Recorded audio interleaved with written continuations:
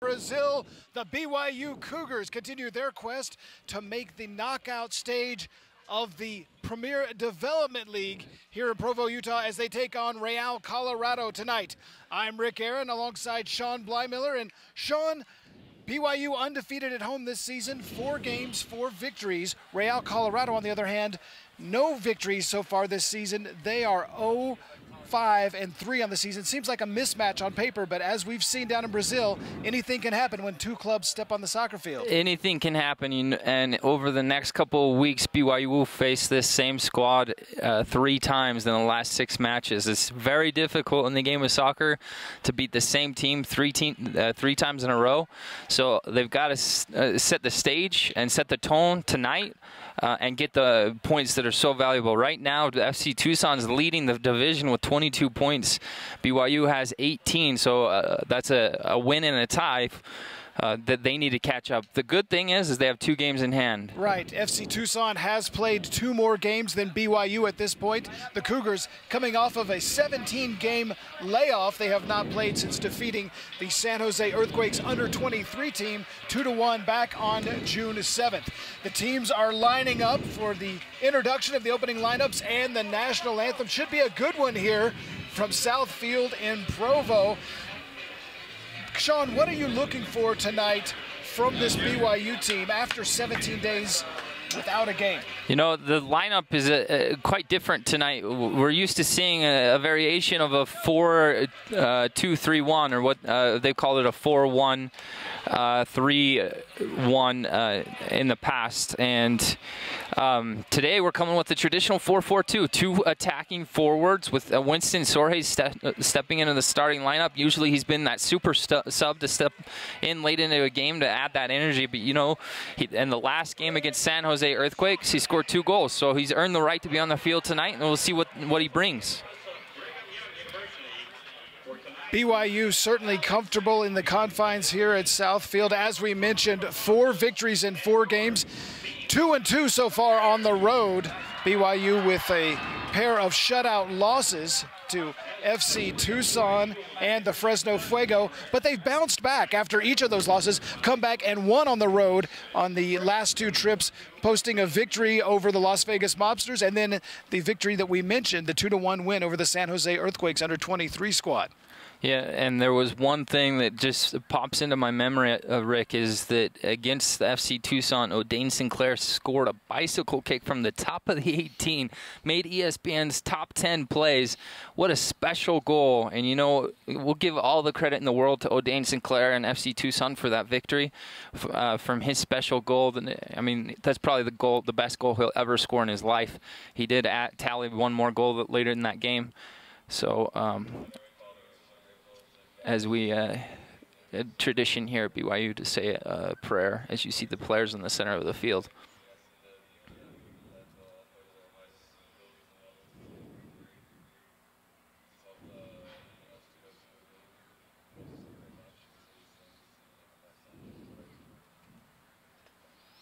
You can see BYU in their striped jerseys tonight, complemented by the striped socks.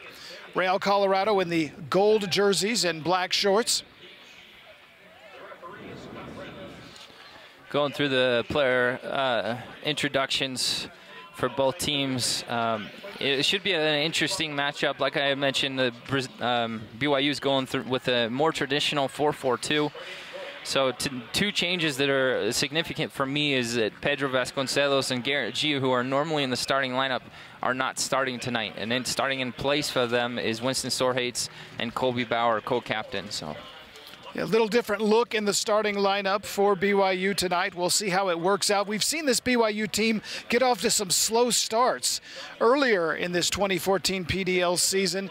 I think it's important for them to find the back of the net in the first half of this one and kind of establish some dominance over a Real Colorado team. As we mentioned, they should have little trouble with in this situation. What do you see as you look at the results so far for the Foxes of Real Colorado? Kind of a young team under Stoner Tadlock, and appears to be that they're building for the future. These guys are looking long-term with this club.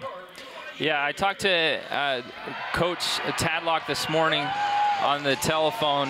He did say that this squad is building for the future, especially with the two center backs, Jean Real and Mark Dotseth. Both of these are younger backs. He did mention some things of note with Jamie Gilbert being your center midfield. He had professional experience in Ireland. And then you have Julian Donaldson, who has some good PDL experience, and your captain is Jeff Jennings. Or sorry, captain is James Gilbert. But there's some experience right in the core of this team through the two center backs and the three center midfielders, with one holding mid and then two attacking midfielders. So it'll be interesting to see what they can bring to this youthful side. The problem with Real Colorado is they are just not finding the back of the net, not scoring any goals. One goal in their last 5 matches. That was in a 1-1 tie against the Albuquerque Soul. Other than that, they've got shutouts at San Jose Earthquakes under 23. They were in a scoreless tie with the Orange County Blues down in California.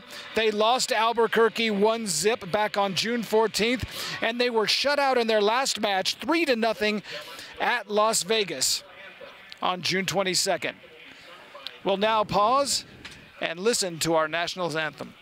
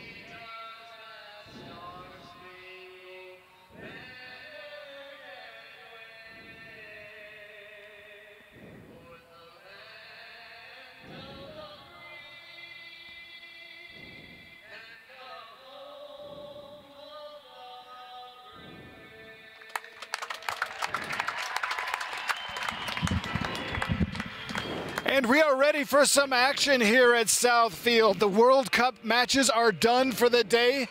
The Stanley Cup finals are over. The NBA finals are over. So you've got nothing better to do than sit back and enjoy some BYU soccer from the Premier Development League. And there's talk of... Speaking of the World Cup, Sean, I know you've been following all the action down in Brazil for the last week and a half. Of course, the U.S. coming off a disappointing finish after a great effort to come back against Portugal. They play against Germany. Any predictions what's going to happen for the red, white, and blue on Thursday morning? Let's hope for at least a tie, if not a win, just so we don't have to put our destiny in the hands of Ghana or Portugal. Let's secure our way through. We had that in our hands, and then we got gut punched. Hopefully, the U.S. team has learned their lesson, and they find a way to get a result to find their way into the final 16. Now, of course, Jurgen Klinsmann was a star for Germany. He has a lot of connections. A lot of the U.S. players were born over in Germany. Germany can advance with a tie as well. Is there any chance of, I don't want to say collusion, but maybe just taking it easy with a mutual understanding, perhaps? I think it might be an unspoken agreement that might take place. We'll have to wait and see. Jurgen Klinsmann's been asked, I'm sure, multiple times over the last few days, and he said that conversation will absolutely not take place. If I were him, I wouldn't admit to it either. So I'm excited to see. You know, I'm taking the morning off of work so I can go and watch it with my friends and enjoy it, and hopefully it's something that lives in the memory of U.S. soccer fans. It should be a national holiday with The U.S. taking on Germany at 10 a.m. Mountain Time, noon on the East Coast. I know a lot of people in Salt Lake City are going to go down to Energy Solutions Arena downtown and watch it on the big screens down there. We will talk more World Cup throughout the match tonight, but now let's get to the matter at hand as the Foxes of Real Colorado and the BYU Cougars get ready to kick it off here. Starting lineups for Real Colorado. In goal, they've got Miguel Rosales. The back line consists of Mark Dotseth, John Rail, Ree Armstrong, and John LaContour. In the midfield, it's Julian Donaldson, Jamie Gilbert, Jeff Jennings, and Andrew Mejia. The forwards up top, Kyle Woodson and Matt Hammett. And we are underway here. As Sean was discussing, a little change in the starting lineup for the Cougars tonight. Colby Bauer, who's been coming on as a sub thus far this season, in the starting lineup. He wears number 3 for BYU. Garrett G., who's been an integral player for this Cougars squad, starts the evening on the bench, but I'm sure if he's healthy, we will see a healthy dose of Garrett G. at some point this evening. You know, in the start of the season, I see Winston Sorhates tucking in a little bit behind Blake, so maybe the 4-4-2 lineup was a bit deceiving in that list, just to throw a little tactical change at Real Colorado. He does seem to be playing withdrawn and out wide. Brian Hale is in goal for the Cougars tonight. Their back line consists of Matt Ryder, Ethan Meyer, John Yuka, and Junior Larte. Scott Heaton, Colby Bauer, Kip Critchlow, and Jace Green make up the midfield for the Cougars. And up top, it's Blake Frischnecht, the freshman phenom from Las Vegas, wearing number 9, and Winston Sorhates, who has come on as a spark plug late in matches, in the starting lineup tonight. You saw Winston applying good pressure to cut the field off. You youth players out there, pay attention to the outside backs and the outside midfielders and see how they start tucking into one side to prevent play to expand. So as Real Colorado plays this long ball, now they're going to all tuck to this side and try to keep them this way. Early foul we saw there on Jonathan Yuka. Now Real Colorado trying to get something going here. It's got to be a frustrating season for this collection of players out of Douglas County, Colorado. As we mentioned, no victories yet in the W column. 5 losses, 3 ties. You know, and once you get to this level, it's just a personality thing that you know these players are going to fight until they get a victory, until they get 3 points. BYU's got to take advantage of any mistakes, such as these air passes in the back, and punish them early and kill their confidence, because they're looking to come in here and steal as many points as possible. Once you get to that professional level, you have a bit of an ego, and you hate losing. As we mentioned, this is the first of 3 between the Cougars and the Foxes. Long ball there, scooped up by Brian Hale. They will play Friday night and Saturday night at the Foxes' home, Shea Stadium in Douglas County, Colorado. BYU, of course, would love to get 3 victories out of these 3 matches and 9 points. Here's Frischnecht. First shot of the game goes wide left. But a little bit of a spark here for this crowd that's shown up on a Tuesday evening in Provo. He had some runners there. Winston's a little frustrated that he didn't get that through ball played at his feet. Jace Green had a diagonal run going as well. But, you know, first 3 minutes of the game, it's fine for your forward to have a go, have a test. If nothing else, keep the goalkeeper, Miguel Rosales, on his toes. It's going to force defenders. If you test the goalkeeper early, those defenders will have to apply pressure and step. It'll create that space in behind. Real Colorado plays it back to Rosales. He sets it up now. As we've discussed before on these broadcasts, quality soccer teams will build from the back. It's where it all starts. Now a long kick. Headed back to midfield and off the chest. So far, Real Colorado's done a good job to keep the ball, but it's all in their own half. Junior Larte with the ball, plays it back. Both forwards for Real Colorado. A long bomb to Frischnecht, and Rosales skies over the tall freshman to grab it. Both forwards from Real Colorado have shown a burst of speed. They're very quick up top, as you could already see. So that'll be important to make sure we're aware of any space behind us, and that's great pressure from Winston to win that ball. As he's in the corner, don't want to give up a foul.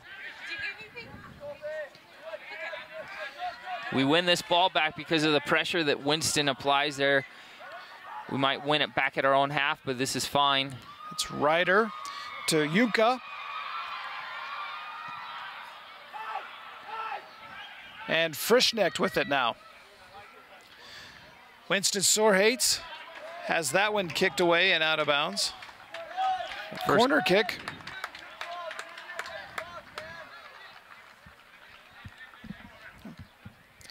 Fifth minute of action here, still scoreless. Calling a goal kick, and Winston's a bit upset. He's thinking that was a corner kick. We'll apologize to you fans. We will update you as the game goes along and what minute we're in. Having some technical difficulties with some new equipment. So bear with us. I would prefer, Sean, to call them technical upgrades as we are getting new and better equipment for our BYU soccer webcasts. But all of that new equipment is not quite in place yet. So bear with us.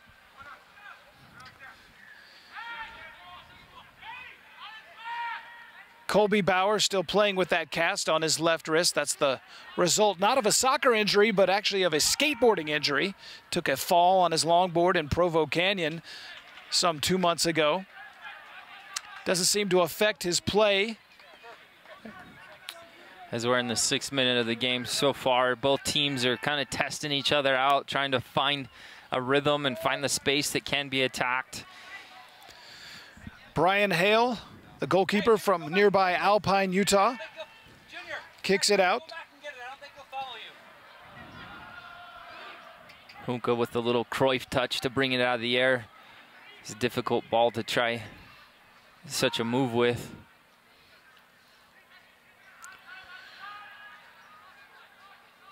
Now a ball into the box, but nobody there to collect it for Real Colorado. Tried to be cleared away by Junior Larte. Almost a big giveaway there. BYU regains on the run here. Possession. It's Blake Frischknecht to Winston Sorhates. Now back to Colby Bauer. His pass is intercepted, but Junior Larte recovers it. Here's Sorhates now. He's facing his defender up. He wants to beat him. Get by him. Steps around. Takes it down. He's going to get a chance to cross, but it's knocked away. Heavy touch. Gets out in front of him. The right idea to take his player on and get him to bait in and take a bite, dive in. His touch just let him down, take him out of bounds. A lot of the BYU players going with those neon highlighter colored cleats. Sean, what do you think about those? Hard to miss those guys out there when they're wearing the orange or green glow-in-the-dark style shoes. Makes me think sometimes we're going back into the 1980s. That's the style these days. I know you never wore those when you played here at BYU or at BYU Hawaii in your college career. I personally like the black, all black boots. The classic look. Just my flavor. To Yuka. And a nice sliding tackle to boot it away. Going to be a throw-in for the Cougars here. Heaton to Frischknecht. Doesn't waste any time, going right to work. Takes it quickly. It's a decent look. Maybe Junior should have been there early. Can he save it? Just barely. Now, Frischknecht played that ball out into space as we see an opportunity here, headed away. Was that a set play where Larte was supposed to be in that spot? I think he should have seen the space a bit earlier. Blake saw the space out in front of him. Junior wanted to be safe and be more secure and receive at his feet, but there's space in front of him. Kyle Woodson of Real Colorado nearly with the big takeaway there.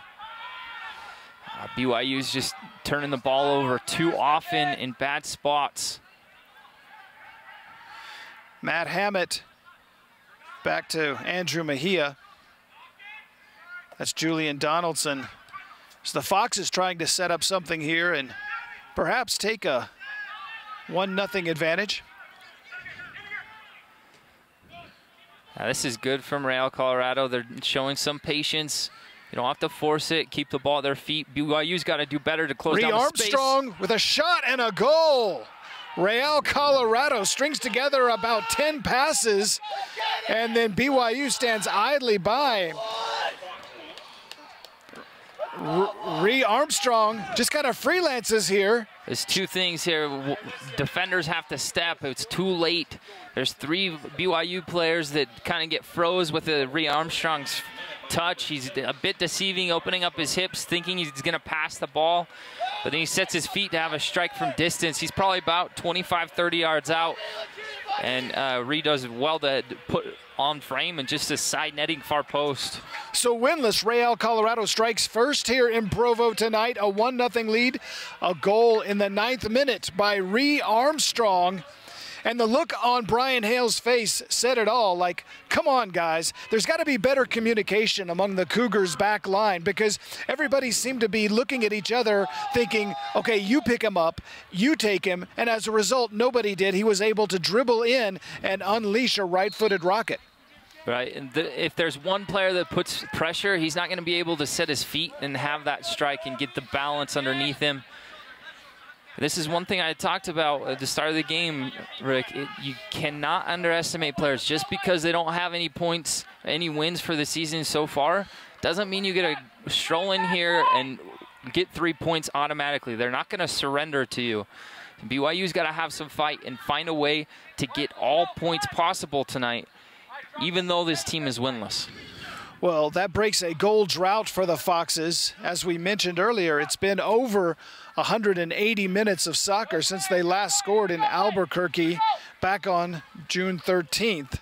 But they have the early 1-0 lead here tonight as we enter the 12th minute of action. It's Foxes 1, Cougars 0.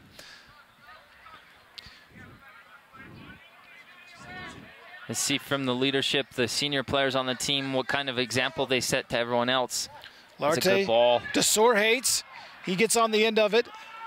His cross is deflected, though. You hear Brandon Gilliam telling the defenders, the BYU team, to press together. He's yelling, together, together. He wants them to compress the space to allow the unit as a team to win the ball back.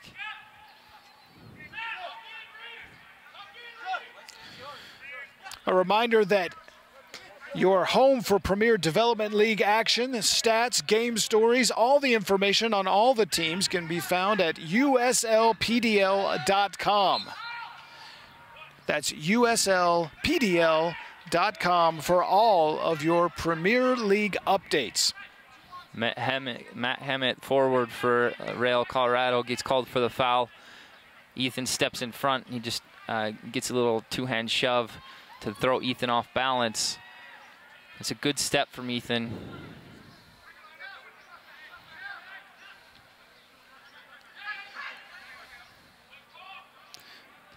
BYU now across midfield. That's Colby Bauer. Chipping it ahead to Scott Heaton. He has it taken away. And Scott this week was announced on the PDL website for he's 3rd in the league for assists. He has 4 assists on the season. The leader has Frischneck 7. Off the back heel from Bauer. Frischneck still loose. Shoots high. Strikes a ball with his left foot, hits it with pace just over the bar. Great give and go action between Blake Frischneck and Colby Bauer. And watch again. This was after the back heel. Frischneck tries to go with that left foot, sends it right over the upper left-hand corner, and a near miss for the Cougars as they try to equalize here in the 14th minute of action. Well, you mentioned it right, Rick. Jonathan Hunka had a great give and go. I called it a Cruyff late whistle touch on that one as Hunka goes down. I called it a Cruyff touch. A Cruyff touch is behind the standing leg. Blake played into him. He did a little Cruyff give and go. That's how Blake was able to break down the defense, get in behind. Need to see more combination like that. A little bit of creativity.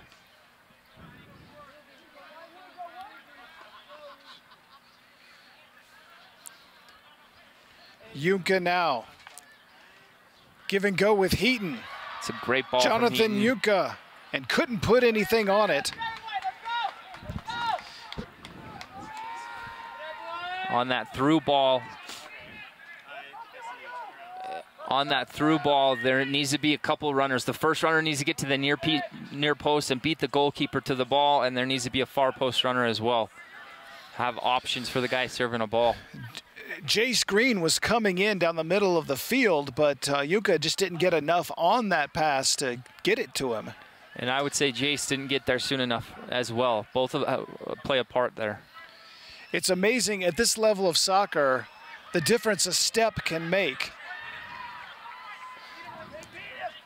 As we see Sorhates showing some of that speed.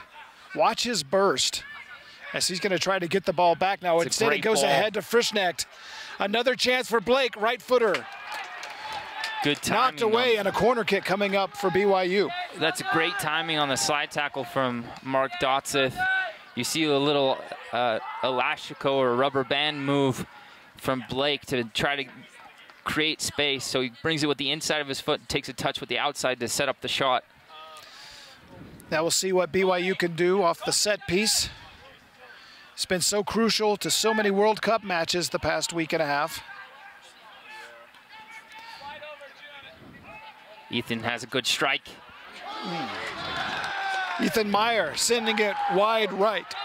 You could see in his body language as soon as that ball came outside the 18, he wanted to set his feet, have a strike on frame as the replay comes up. Seeing his body language, his head's already buried. He's trying to get his feet lined up. He struck it well, just didn't hit it on frame. A lot of power on that shot, but unfortunately for the Cougars, it sails to just right of the frame.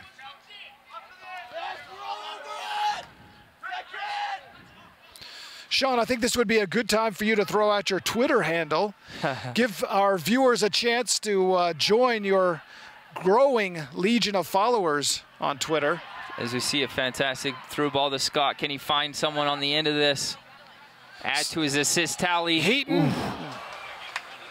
Yeah, I have joined Twitter in the last couple of weeks. It's been a lot of fun just getting familiar with it. I've gotten Blake Frischnecht and Pedro Vasconcelos have been new followers. Pedro's bleached his hair today to look like Neymar. You'll probably see him later in the game. I guess he lost a bet, and so that losing the bet, he had to put highlights, blonde highlights in his hair. There's Matt Ryder going to send it across the field to Junior Latte. And what is that Twitter handle that we can follow? It's at Sean Blymiller. So just my full name. Last name is spelled B-L-Y-M-I-L-L-E-R. And Sean is S-H-A-W-N. You can also follow me at Rick Aaron, R-I-C-K-A-A-R-O-N. And you can follow the Premier Development League on Twitter. That's at USLPDL on Twitter for all of the latest real-time updates. Decent ball from Scott. Couldn't get to Frischnecht, though, as the ball has not hit the ground in about 12 seconds. Several headers. Chance for Green. Turns and chips it across and out of bounds. Goal kick coming up for Real Colorado. One thing I've already noticed, Rick, in the 18 minutes of the game so far is Colby Bauer is very active in that holding midfield role, winning a lot of 50-50 balls out of the air, interceptions in the middle of the field as well. He's not very big in stature, but he gets up and challenges. Goal kick for Miguel Rosales. This game is of crucial importance to BYU. As we mentioned, they're trying to catch FC Tucson in the Mountain Division standings of the Premier Development League. Only the top team in the division advances to the playoffs. And BYU is currently 4 points behind FC Tucson. The two teams have split on the year. The Cougars won here in Provo. And FC Tucson shut out BYU down in Arizona. And keep in mind, remember, I'll remind the viewers that FC Tucson's played 10 games already and sits at that 22 points. And BYU's played 8, so BYU has 2 games in hand to catch up. So if they get at least a win and a tie, they will equal on points at 22. If they get 2 victories, they'll pass them up to take over that #1 seed.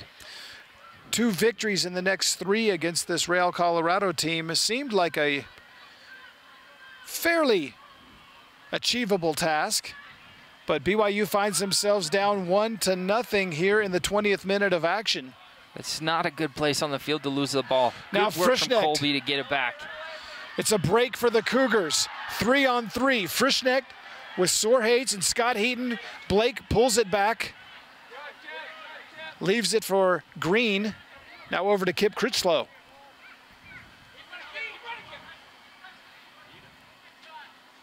Scott Heaton now. Junior Larte weighs his options. Good checking run from Kip. You can see the switch and the in and out of the runs from the midfielders. Scott Heaton was on the other side. He's now come to the viewer's far side. Kip and Colby are checking in space, then they get out. It just gives that good rotation to keep everything fresh, to make sure that the defenders have to continue to communicate and create space. You see right now BYU got a little stagnant, so there wasn't many options. BYU head coach Christopher Watkins shouting some instructions to our right. This is trouble. Good strike. strike. And a save by Hale. He did well to cover his near post. That's concerning that player on the far side got him behind. Here's Scott. He's onside. There's no runners in the box yet. Who's going to get there? Jace arriving late. He's waiting for help to get there. Takes a left-footed shot off of Rosales' chest and gathered in. Great opportunity for the Cougars there to equalize, but it wasn't to be. Remains 1-0 Foxes here in the 22nd minute of play.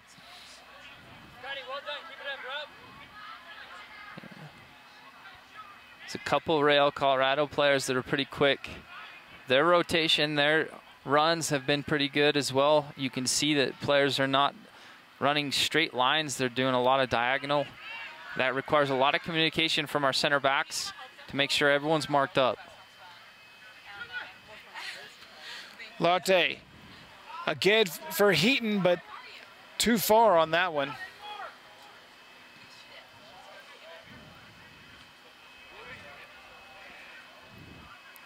You know, this has been the hottest day of the year. A lot of these players help with camps during the day. I don't see the BYU players as fresh as they've been in other games. Hopefully the energy level comes up a little bit. You can see at moments that they work hard and then the work rate kind of drops off a little bit. There's Sorhates taken down on a tackle, but here's Frischnecht, pulls it back and then loses it. Can't recover. Had it on his right foot, switched to the left, apparently to set up the shot, but was not able to pull the trigger. I think he took one too many cuts. He did well to set up his right foot. The goalkeeper had cut off the angle pretty well, but I think he takes a shot, puts it on frame. There's a chance it gets in. Gets it to Sorhates. Sorhates, right footer, goes wide. So BYU with some great chances here in the past 5 or 6 minutes, unable to convert. We're in our 23rd minute. Here's the replay. Scott's done well to be creative, lay passes off for his teammates. Winston's kind of reaching at that, tries to go for the near post, doesn't get much behind it. It's gotten better though. So we've seen some shots with power behind them that were off target. We've seen a couple on target that didn't have much zip that Rosales was able to save. Now we'll see if they can put together that combination and get one past Miguel Rosales.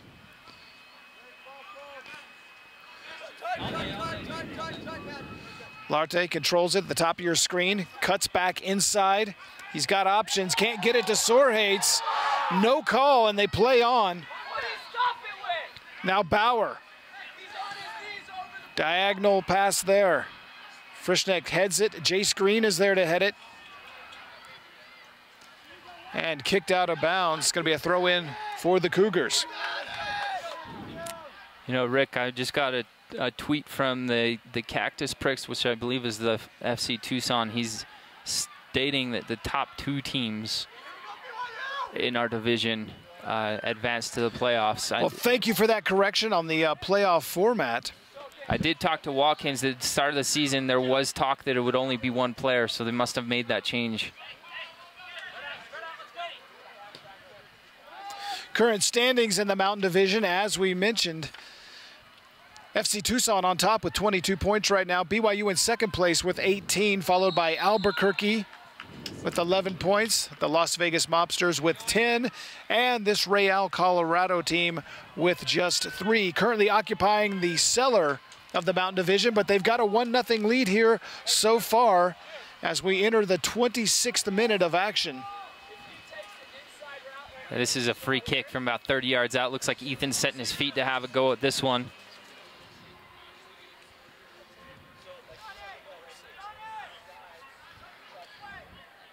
See what he does with this. Looks like he's lining up on his left foot.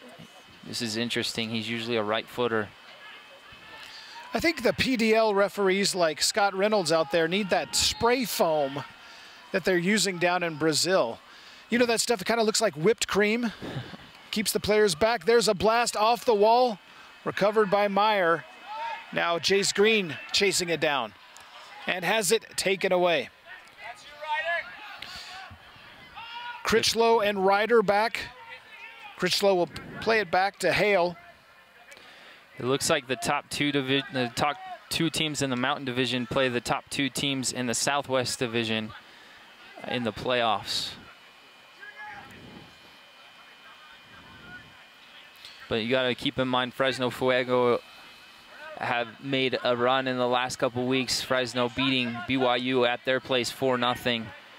So they've got to still, they still have to rack up the points, the 3 points on victories, to make sure they secure their top seed.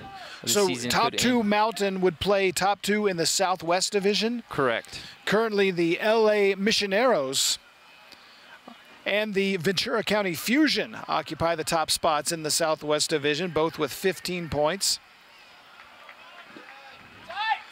The San Jose Earthquakes under-23 squad, the OC Blues, Fresno Fuego, and the Southern California Seahorses round out that 6-team division. And then you can get all of the standings and schedules, as I mentioned, on uslpdl.com. Now I'm being told as well that the winners of those games then play the top 2 teams of the Northwest Division.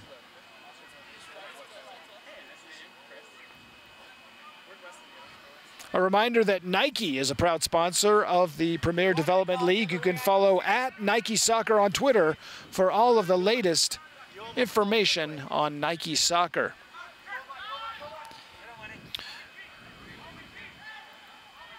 Needs to be a little bit better pressure on the ball. Junior's working hard over here. There's a cross a little bit too far for Real Colorado. Nice effort there to get back and chase that ball down. It's going to be BYU ball, though. You know, some of the games we've covered so far this season for BYU, it was until like the 30th minute, I believe, for a couple of those games, BYU at home took a goal. And it's kind of what woke them up, and they came to life. And their play improved immensely after that. I'm wondering if that's going to be the trend again tonight. Well, BYU, just like the United States national team, has fallen behind early. Of course, they were able to rally back against Portugal and nearly had the 2-1 victory before giving up a late goal in the last 30 seconds of stoppage time. We'll see how BYU bounces back from this early deficit tonight. Ree Armstrong scoring in the 9th minute for Colorado, and it remains 1-0 now as we are in the 29th minute. Center referee Scott Reynolds, he likes to let players play on, let the game continue. He doesn't like to award too many free kicks until it's absolutely necessary. There's been a few calls that BYU's been asking for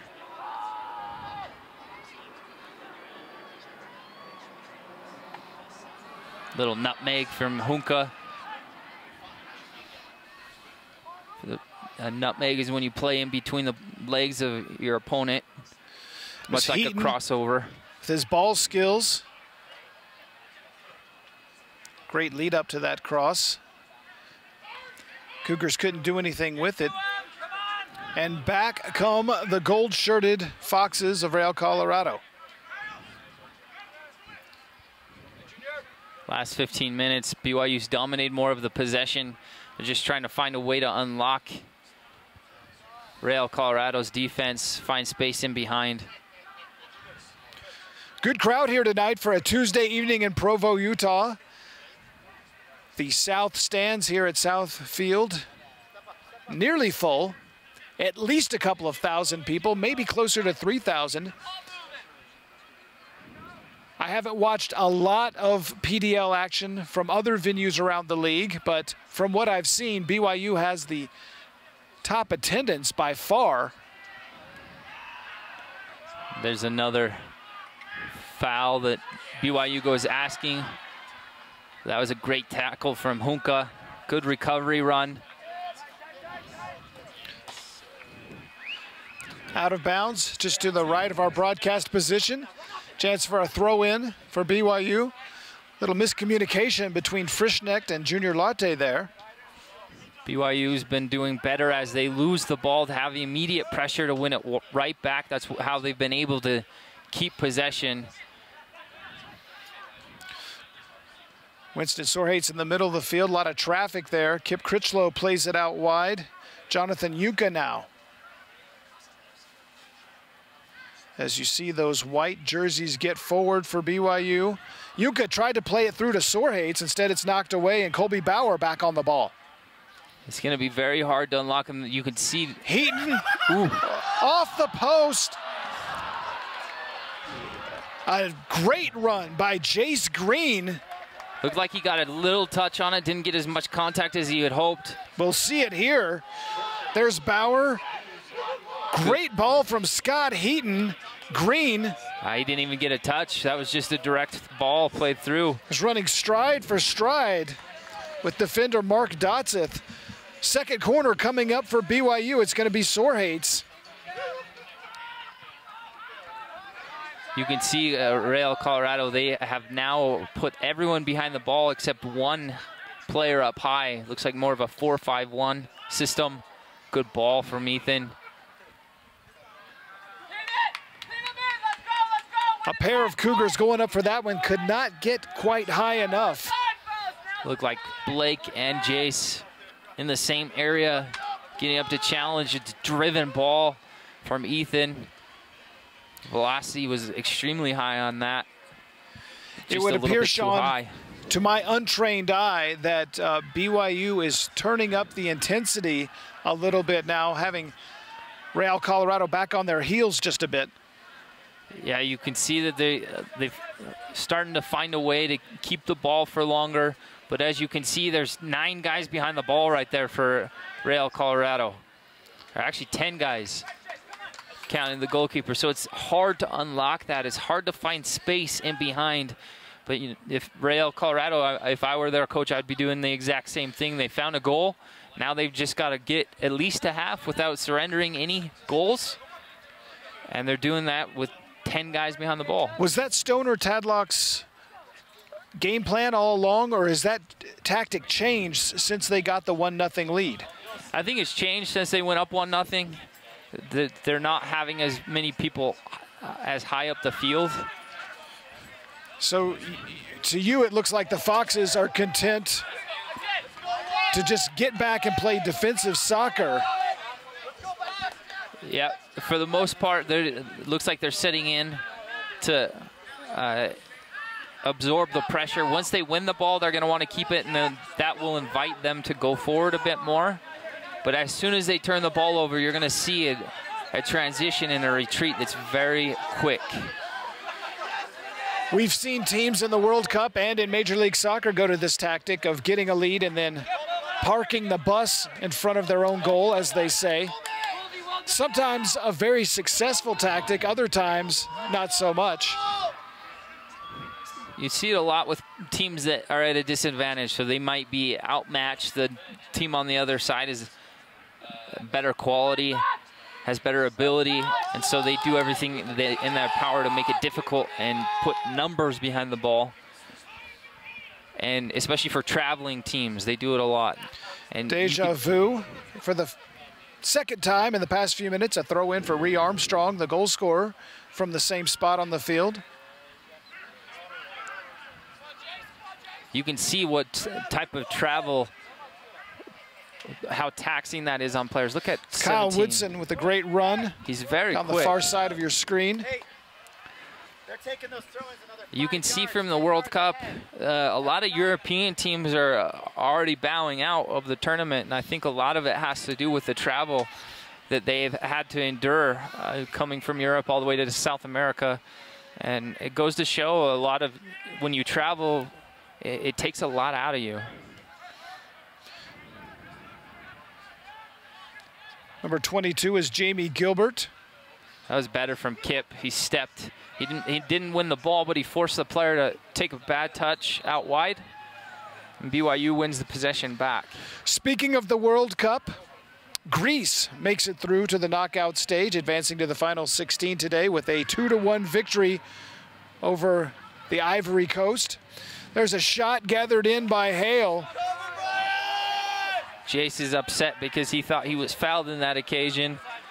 And Real Colorado was able to set his feet and have a shot. Also in Group C of the World Cup, Colombia takes the top spot with a 4-1 victory over Japan today. Also in Group D, Uruguay advances with a thrilling 1-0 win over Italy. What a ball. World-class ball right there. Green unable to do anything with it, though. And we have an injured player down for Real Colorado. Italy out of the World Cup, as is England. They finished a very disappointing stint in Brazil with a scoreless draw against Costa Rica today. A bigger disappointment, in your opinion, the Italians going out in the group round or the English? The Italians. I think the Italians got robbed. The red card was not deserved. I don't think it was a red at all. Luis Suarez bites someone, doesn't get any call. No, he should have been ejected from that game, and they scored with a man advantage when it should have been 10-10. So I think Italy deserves to still be in the tournament. England, we called it in our World Cup review show. I said that England wouldn't make it out of their group. And so I'm more upset that Italy didn't advance. Yeah, you back on a few weeks ago on the Jocularity podcast, we did a World Cup preview with Sean Blymiller. He gave us his picks to advance out of each of the 8 groups. And yeah, a very strange turn of events with Luis Suarez apparently biting Giorgio Chiellini of Italy on the shoulder. Did Winston get a touch? No, a little bit too far. A little bit too far. Suarez couldn't catch up with it before Rosales gathered it in. As I tweeted earlier today, I certainly understand Luis Suarez because I can't resist Italian either. You know, that's the 3rd time he's done that, as this is a dangerous through ball. Good cover from from Jonathan Hunka. Did very well to cut off that run. Stayed with him step for step. Was able to keep him from getting a clean shot off. 39th minute now, about 6 minutes and change left in the first half here. Real Colorado with a surprising 1-0 lead over BYU. BYU has not lost, has not drawn at home this season. They are 4-0 on their home turf. See, now you see Real Colorado getting forward more now that they have the ball. They've got Rhea Armstrong chips it in. And that's not good. Another miscommunication of the BYU defense. It was one of those I got it, no you got it, no you got it situations that you see in the outfield of a baseball game sometimes. No harm, no foul for BYU, though. Now you see Real Colorado retreating more. We've got the one forward, Matt Hemmett, up high. The other players are starting to drop in. Sean, what kind of communication is necessary between teammates on those high balls? You really have to call it like you would a high fly ball, right? Yes, a lot of players will tend to call their own name. Like, for example, if I were to go up and win a header, I would say Sean's ball. Sean's ball, and that tells my teammates to not go up and challenge, and that they could get the second ball in behind me. And sometimes players, when they're tired, they don't give communication, and they'll try to give non-verbal cues, body language cues, and that's where miscommunication happens. BYU coach Christopher Watkins up off of his seat again. He seems very concerned about what he's seeing so far 40 minutes into this match. Hale is able to grab that one right before a Colorado player flashes in front of him. It was a good checking run from Matt Hemmett, their forward, to check back. Matt Ryder tries to step in front and win it, and Matt turns Ryder, is able to play a ball out wide. Many of you watching this match on YouTube tonight. You can check out every BYU home match this season live on YouTube. You can also go back and watch some of the thrillers from earlier in the year archived. Check out the Premier Development League YouTube channel at youtube.com. Of course, Sean, you and I are not the only broadcast team in the Premier Development League. Several teams broadcast their games on the web. And you can see that the league is growing in popularity. Yesterday, watching the World Cup review show, Mike Tirico had mentioned that the U.S.-Portugal game, as we see BYU get a chance here, can Winston set his feet? It's okay, Bauer. It falls at his feet. Oh, and unlucky from diving Colby. stop by Rosales. But Mike Tirico had mentioned that the U.S.-Portugal game had higher viewership than the NBA Finals and the World Series. So you can see that the popularity of soccer is growing. Unthinkable a decade ago, but a lot of interest in this U.S. men's national team and this 2014 World Cup. Now, as you mentioned, Sean, I would love to see the United States with a win or a tie on Thursday and be able to advance to the knockout round. I would hate to think that all of this excitement would fizzle if, by some fluke, the United States does not advance. That's my biggest fear. I hope that Ghana does not find a way to haunt us for another 4 years. The U.S. able to break the Ghana curse with a 2-1 win in their opener. It's Julian Donaldson sending it across. And then back across the field, and Donaldson not able to get this one. Looked like Kyle Woodson was trying to have a strike. He just mishit it, almost went out for a throw-in. But talking about that U.S.-Portugal game, my biggest fear is Ghana going after a wounded animal with Portugal. You could see that they seemed almost defeated with that 2-2 tie. Some of the interviews with Cristiano Ronaldo saying that his team is not a world power. Hopefully Portugal brings great competition and those two sides tie on Thursday. Very frustrating 2-2 draw against Portugal for the United States.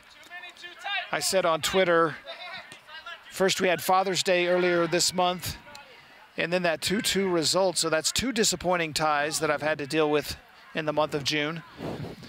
But the U.S. giving away an early goal on a whiff by Jeff Cameron, inexcusable at this level of soccer.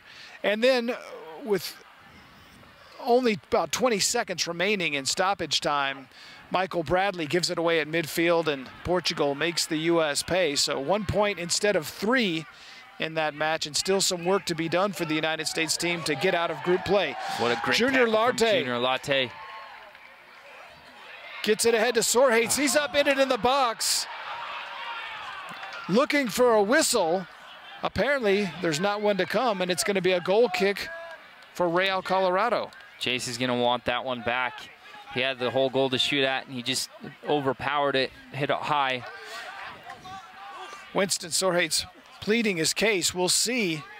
Winston's wanting a PK because the guy's coming in from behind.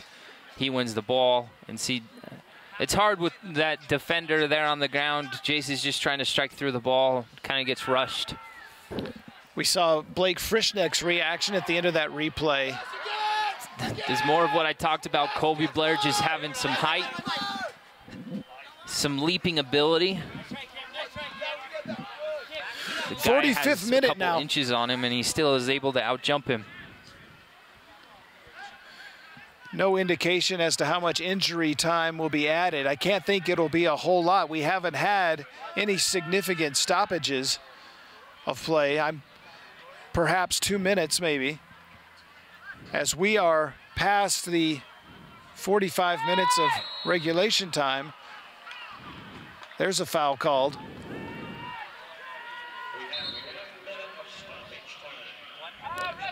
One minute, so less than 60 seconds remaining here in the first half.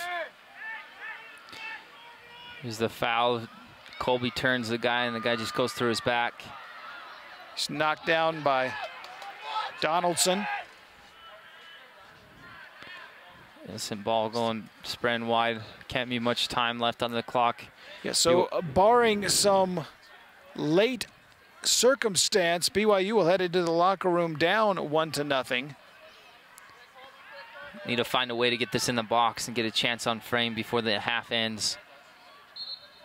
And there is the whistle from referee Scott Reynolds. So we have reached the halftime point here at Southfield in Provo, Utah. Real Colorado with a 1-0 lead over BYU. BYU will have to head into their locker room and sort some things out. Sean, what do they need to do to get straightened out for the second half? When they look to swing the point of attack, they need to go at the players early. And as we saw at the end of the half, we saw that they did well to swing the point of attack, keep possession. But then they were a little bit hesitant to go at players. And Winston and Scott, they're on the field because of their 1v1 abilities to go at players. Jonathan Hunka and Junior on the overlapping run, same thing. They're very quick. They have the ability to beat the players out wide and down the line and get around the corner to get services into the box. And when we get those chances, we have to bear them. There's been a couple that Blake had, Jace had, and that we didn't take advantage of it. Winston had one inside the 18. Those have to be on frame. We'll see if BYU can convert some of those chances in the second half. Again, at halftime, it's Real Colorado 1, BYU 0. We'll be back with the second half of action in just a few minutes.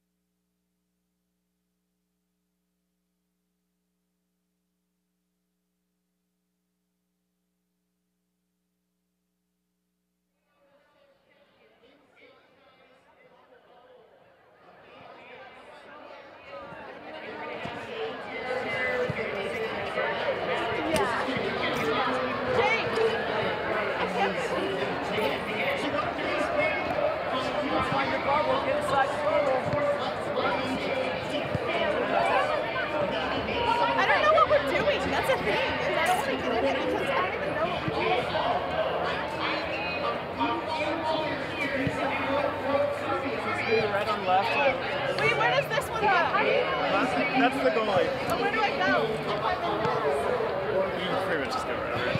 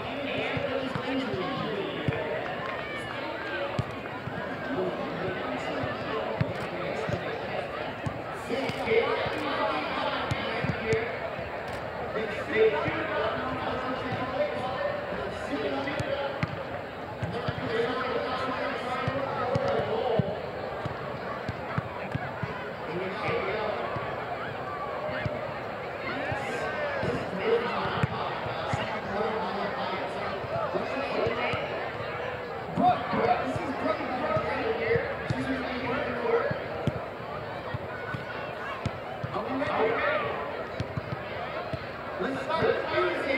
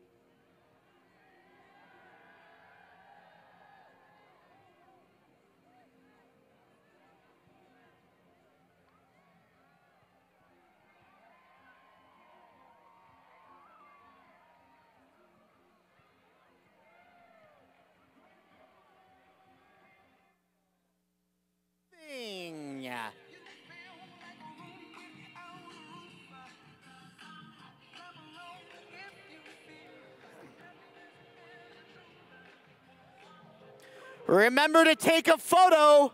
Take a photo and tag Utah Bubble Sports on Facebook, and they're going to select a winner to get a free hour of this. How many of you would enjoy this if you could do it? How many of you would seriously be injured? Yes, I like the mom.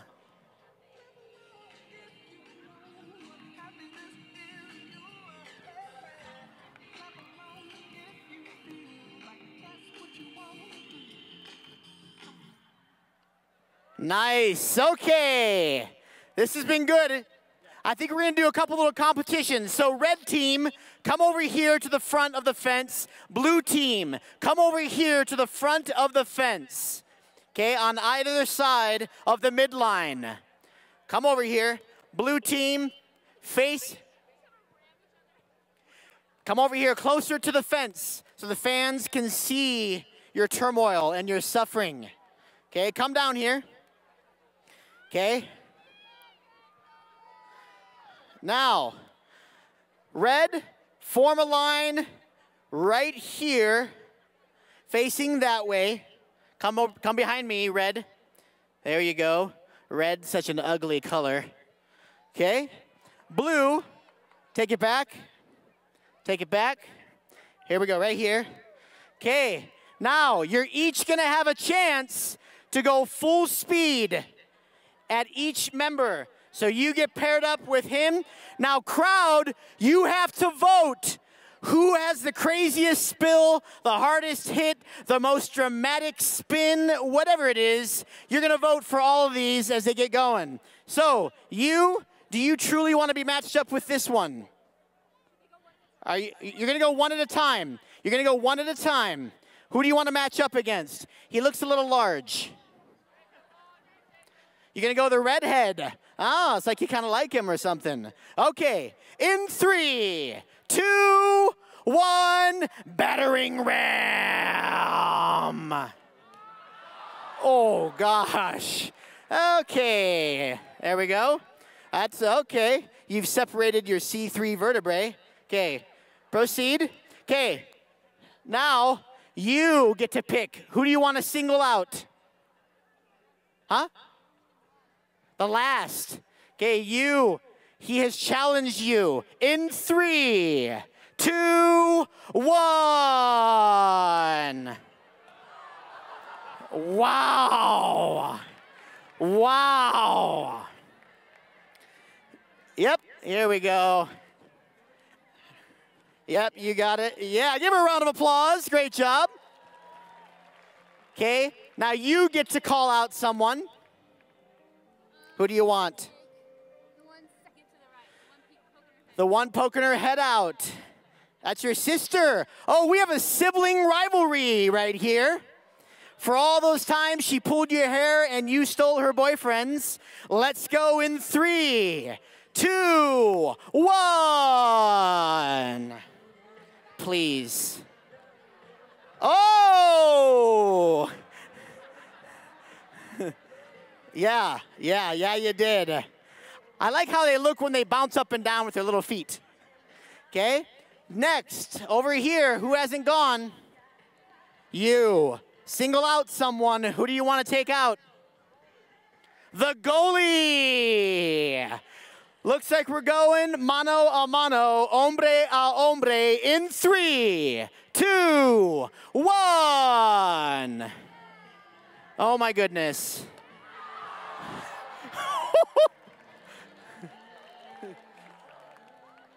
Yes, you took it to him, karate style. Okay, do we have one more left? You versus, who's left over here? You. Do you want to by yourself or do you want help? Huh? I say all 5 of you take on the guy in the clear. You like that? Should we do that? All 5 take on this guy. Blue, the rest of the team, you just stand pat and watch the destruction. Here we go. In 5, 4, help me out. 3, 2.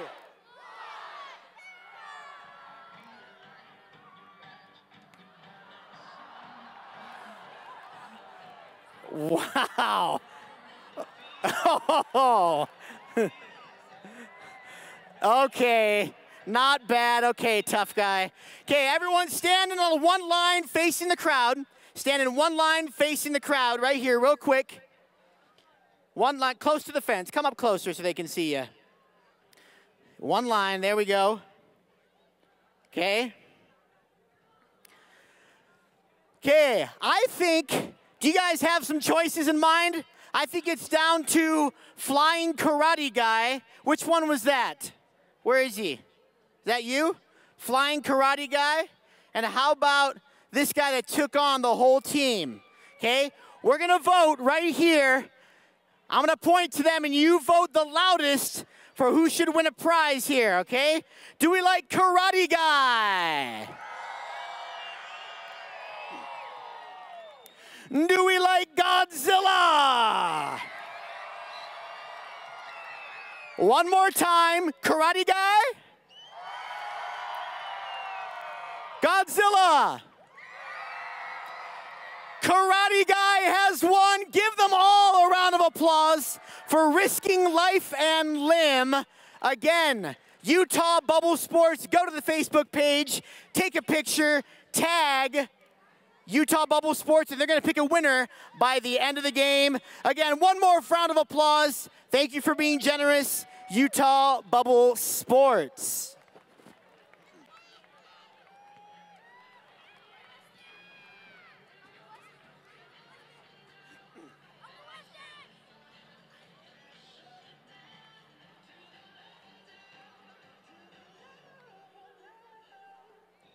Okay, a couple trivia questions for you from the World Cup. What is the age of the oldest player to ever play in a World Cup? 38, 40, 42, or 43?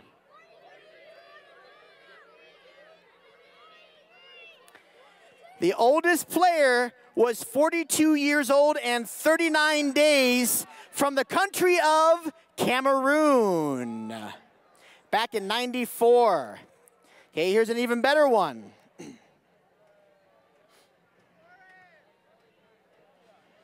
How many World Cups has the country of Brazil won?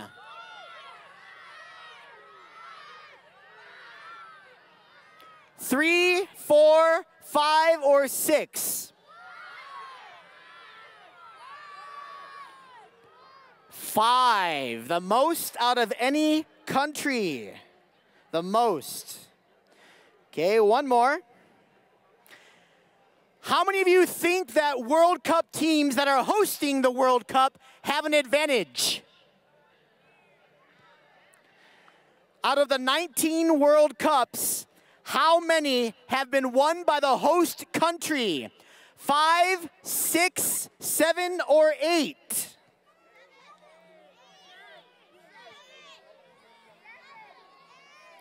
6 have been won by the host country. You're so not a good guesser. But I want to hear your cougar growl. Do any kids have a cougar growl they want to do on the mic? Any cougar growls? Let's see what you got, buddy. Nice, a short, stout cougar. Here we go. Girl, let's see what you got. You don't even know what you're doing. You're just raising your hand. Here you go, buddy. A lot of pent-up children anger. Okay, here we go. Here we go, buddy. What you got? Yes. Yes, a bear mixed with a cougar. Okay, here we go. What's yours? Roar. Oh, you're just so cool with your puffed up hair. Okay, here we go. Next, right here. Nice, a very effeminate cougar, Rhett. Okay, next, last, we got one more cougar. Right here. Roar. Yes. How many of you think the USA is going to win versus Germany? How many of you want to get up for your BYU Cougars? Get up, everybody. Get on your feet. Let's play some music. Welcome our guys back to the field. Let's get up.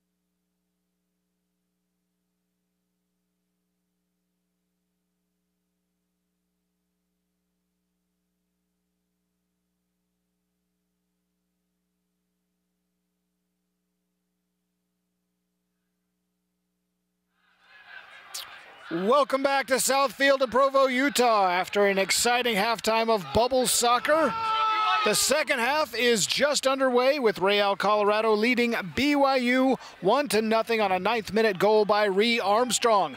I'm Rick Aaron alongside Sean Blymiller here to call the second half of action here. And Sean, an early chance for Real Colorado, but stuffed by Brian Hale.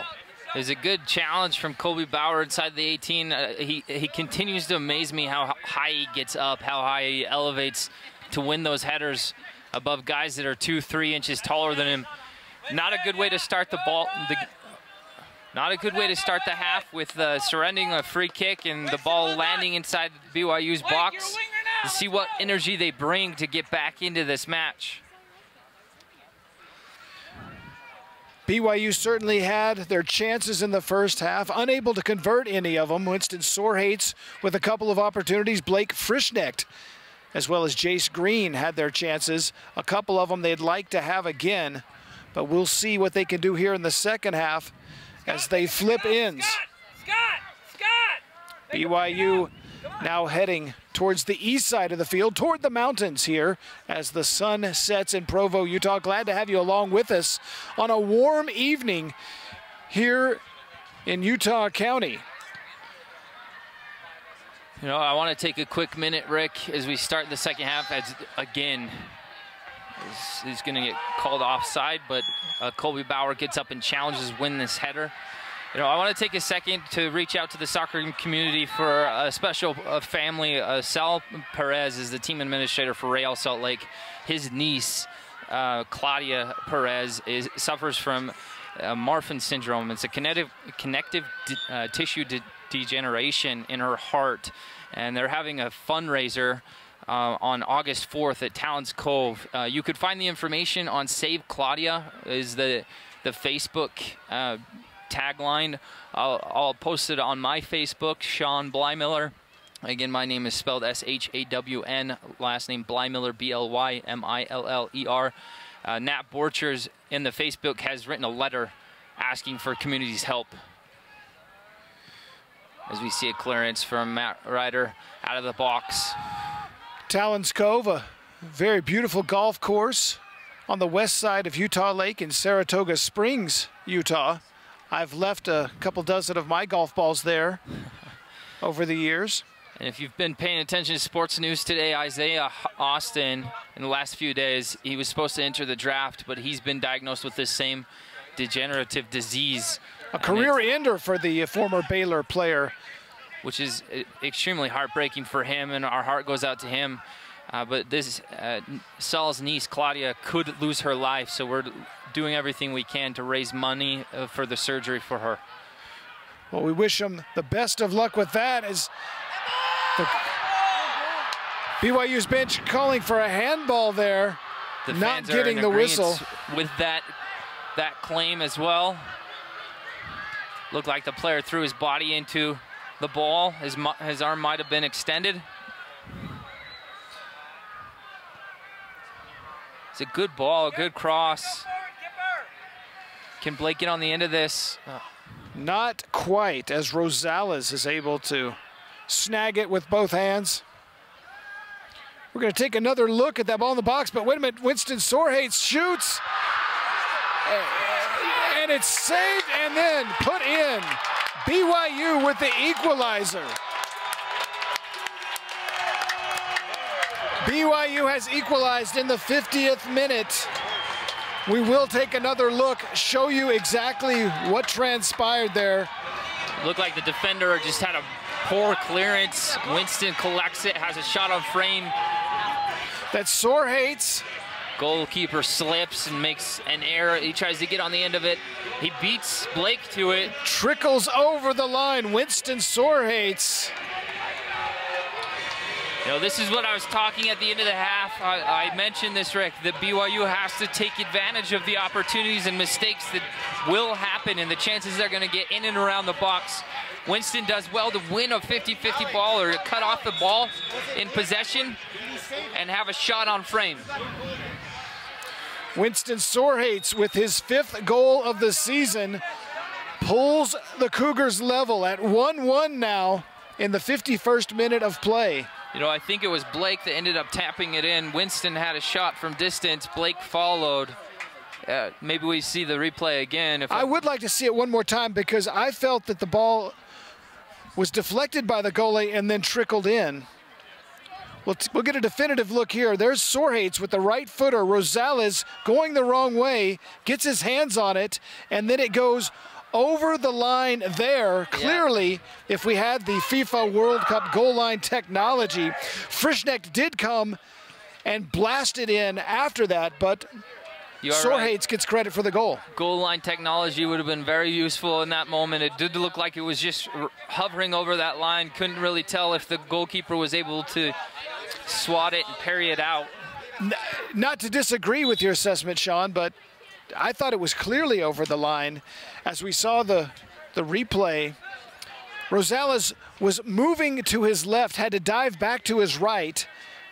Against his momentum, was able to reach out and get two hands on the ball, but not enough to stop it. It did trickle in over the line. And the bottom line is we have a 1-1 tie here between BYU and Real Colorado.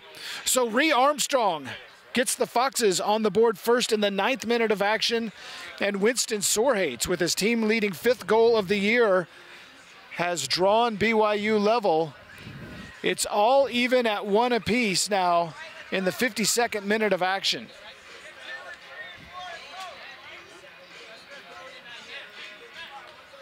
Temporary lull on the field. We're going to have a throw in for the Foxes. Matt Hammett with the ball right in front of our broadcast position.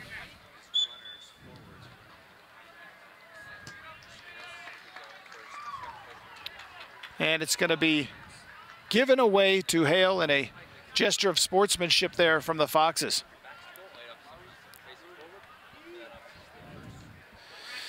It appears that BYU is preparing to bring on their first sub of the match as Pedro Vasconcelos talking to Christopher Watkins. Here's another opportunity for Sorhates. A shot saved by Rosales. Frischnecht back to collect it. Winston does well to get all of that. Strikes a ball well on frame. It's just right at the body of Rosales. He does well just keep it out, stand strong, hold his ground.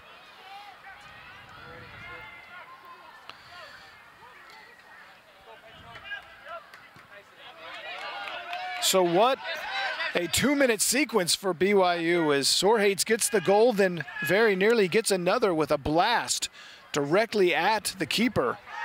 BYU with the ball again now. That's Jace Green. That's a fantastic long diagonal pass, but too far for Frischnecht. Takes just a skip off the grass. He thought it was settling for him. Sean, you had an astute observation at halftime. You mentioned that many of these BYU players participate in youth soccer camps. And so they have been out on the field for the past 2 days in 90-degree temperatures. You think that is draining a little bit of energy from them? You know, I believe the sun can be draining. I think it's a possibility. You see a lot of their faces have been sun-kissed, I guess you could say. They're very red, and so it's important that these players are smart and they hydrate. BYU Cougars, in order to attend this school, they do not receive scholarships. They have to pay their own way. So a lot of these players, they use these summer camps as means of paying their tuition. So there are some hours out in the hot sun, so they've got to be smart about taking care of their bodies. We saw John Rail of the Foxes shake it up there a little bit. Now BYU trying to get something else going. Junior Latte spinning, trying to get it to Frischnecht.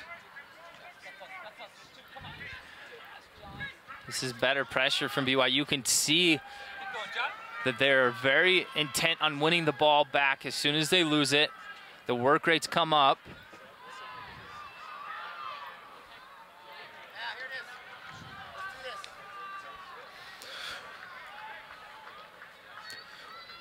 And here comes Pedro Vasconcelos. 56th minute of action. Looks like Jace Green's the one being called off the field. Pedro will go in that attacking role just in behind the forwards. As you see him enter the field, what I talked about, he's got a little bit of blonde in his hair. It's not very noticeable, but it was trying to be a Neymar look-alike. Pedro So growing Jace up in, Green comes out. Pedro Vasconcelos growing up on the comes in. streets of Sao Paulo, Brazil.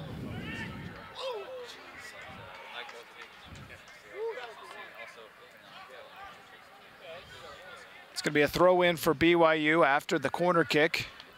Sorhates looks for his options, goes to Scott Heaton. Ball's loose in the box, but then knocked away by Jamie Gilbert. It'll be interesting to see how Real Colorado responds to this. Are they going to settle for a 1-1 tie and just defend and button down the hatches and try to just get as many points as they can, or are they going to are they going to come at us at BYU as my iPad comes flying at my face from the slide tackle from Kip Critchlow? The PDL becomes 3D as the ball comes right at the broadcast team. Quick reactions by Sean Blymiller. Years after his playing career, at least collegiately, has ended, he still has the quick reflexes. I'll take care of Kip later on. We've been friends for a long time. I'll kick a ball at him later on. That's right, let's go, win it back! Win it back! Nice try, boys, nice try.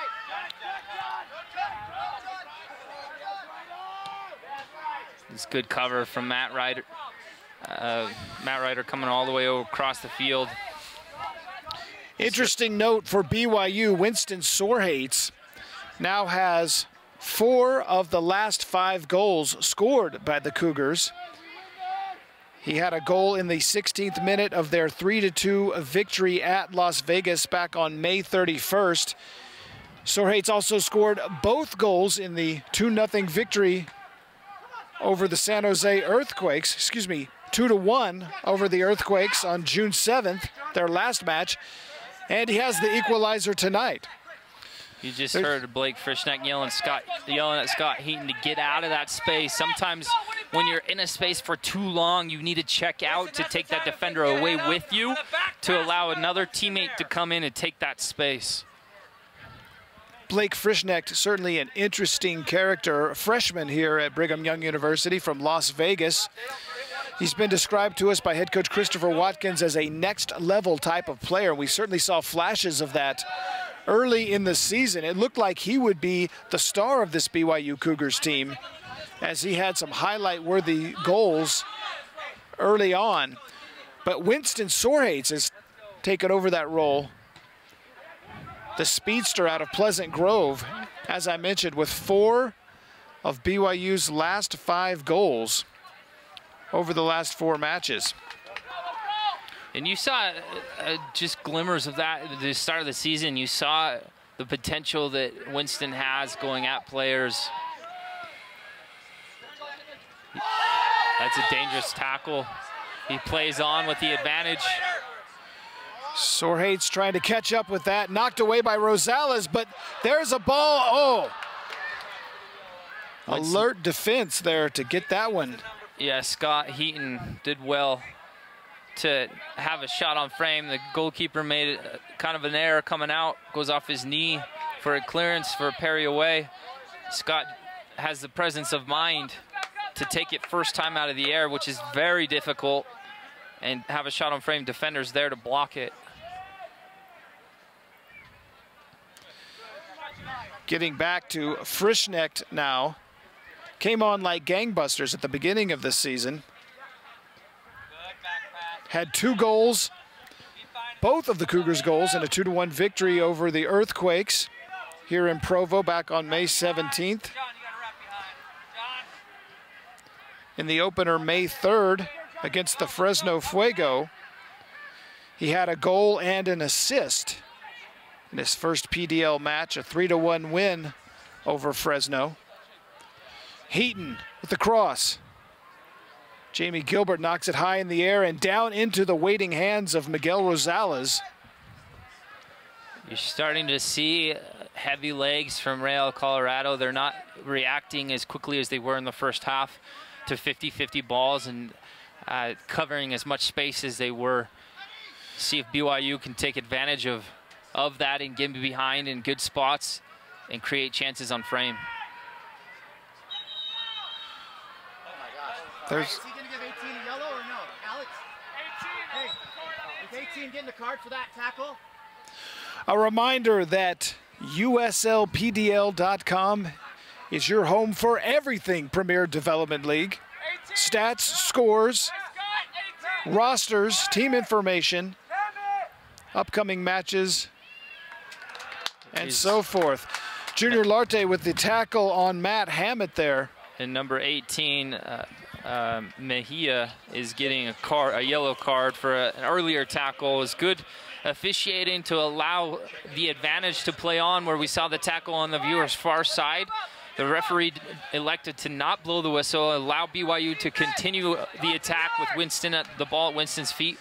But now that there's another stoppage, it allows for the center referee Scott Reynolds to go and give that yellow card to number 18, Mejia, who earned it on that tackle. Kind of the equivalent of a delayed penalty in ice hockey.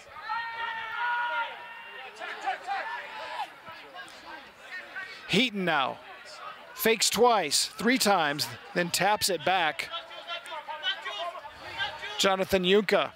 Quick feet from Junka to get by his players, and you see the shift. Look at the ground that Real Colorado has to cover when we switch the point of attack for BYU. Vasconcelos just into the match as we are in the 62nd minute. Vasconcelos, the Brazilian, usually a starter for BYU, coming off the bench tonight, taking the place of Jace Green. Jace Green had a wide open net at one point in the first half. Airmailed it too high. He would like to have that one back.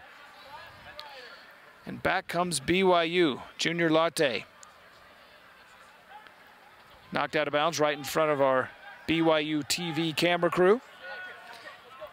You're going to see BYU have a little bit more patience and swing the point of attack a little bit more often. Make Real Colorado run.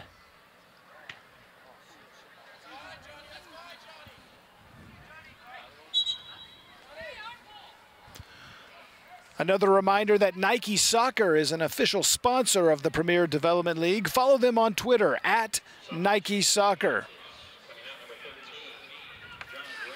And John Rail is now out of the match for Real Colorado. He appeared to be shaken up with some sort of a leg injury. Rafael Amaya is the one to enter the field, number 20. So number 20, defender Rafael Amaya into the match for Colorado.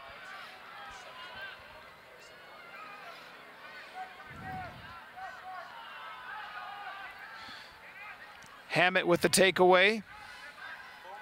Armstrong. Good pressure from Winston, and also Ethan and Colby to win the ball back. This is Vasconcelos sending it high, far post, and Rosales is able to leap up and snag it out of midair. Foot race now. A lot of contact there between Matt Ryder. Matt shows great strength. He's going up in the air, and number 10, Estevan Palma, bumps him to throw Ryder off balance, but he's able to gain his presence and his strength and his base really quickly and recover and bump Palma right back to win possession. BYU doesn't have to score in the next 5 minutes. They need to show a bit of patience and make Real Colorado work, and this is good. Make them chase. Work those tired legs a bit more, and space will start opening up more behind them. Curious, Sean, as to the other BYU subs we will see tonight. Christopher Watkins has Garrett G available to him. One of the co-captains of this team, usually in the starting lineup. Also Trevor Henderson and Jerry Dearden. Ooh. Dangerous ball sent across the goal mouth there. Fortunately for BYU. Not give anything away at that moment. It's a good counterattack from Real Colorado. That's all they're going to look to do the rest of the game. They're going to sit in, wait for BYU to make a bad pass, and then they'll counter. Hammett now. Played back.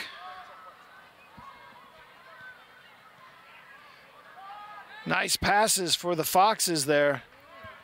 Headed away, Sorhates chases it down and tripped up. No call. Vasconcelos now a whistle. I think it went out of play for a throw, and it was a good tackle from the outside back. I believe number 24 for the Foxes, Lecoutre, I think it is. Glad to have you with us on a Tuesday evening from Provo, Utah. BYU currently tied 1-1 with Real Colorado. We are in the 66th minute of action, about 21 minutes into the second half.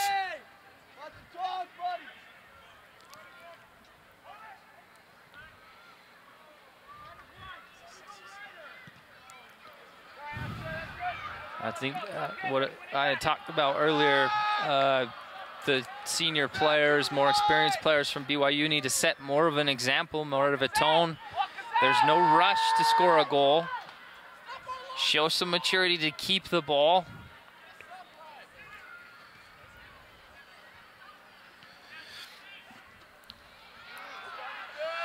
Make no mistake about it, BYU will not be happy with a draw in this situation. They are unbeaten on their home turf this season thus far. And I understand that urgency. I understand that need to get that victory. But sometimes when you're forcing it, you leave yourself susceptible for counterattacks. Just got another look at Sorhates' goal in the 50th minute. That has us where we are now, tied 1-1. Colby Bauer playing a lot of minutes tonight. We've seen him mainly as a sub in BYU's earlier home matches. Could be an opportunity here. Ooh. Tried to send it far post to Frischknecht. You saw him lining up for something special, full volley, looking to leave his feet to connect on that. Throw in for Larte. Off Sorhates. And it's Real Colorado's ball. John, if you can creep up that Seeing about 23 plus minutes left in the game, which is quite a bit, quite a long time. Want to still probe and test Real Colorado. I feel almost certain that we have not seen an end to the scoring this evening. I feel confident that we'll see another goal at least. The crowd here at Southfield hopes it's scored by the Cougars.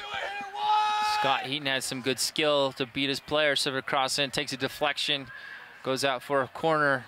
Hey, drop, John, all the way. Getting the numbers, the center backs are getting in the box to win these headers. Pedro Vasconcelos with the hairdo to die for. As we mentioned, he is from Brazil. Look at Jonathan to set his feet.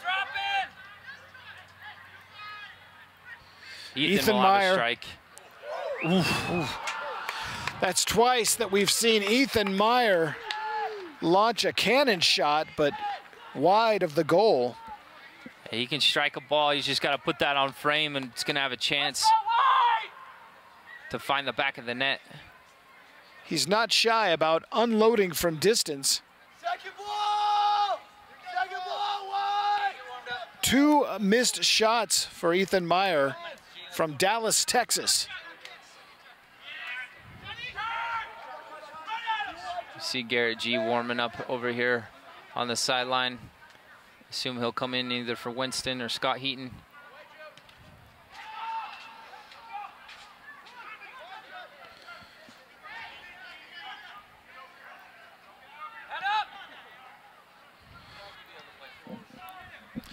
So Frischknecht in a drought. Unlucky, too far. We mentioned Frischknecht had 3 goals in BYU's first 3 victories of this season.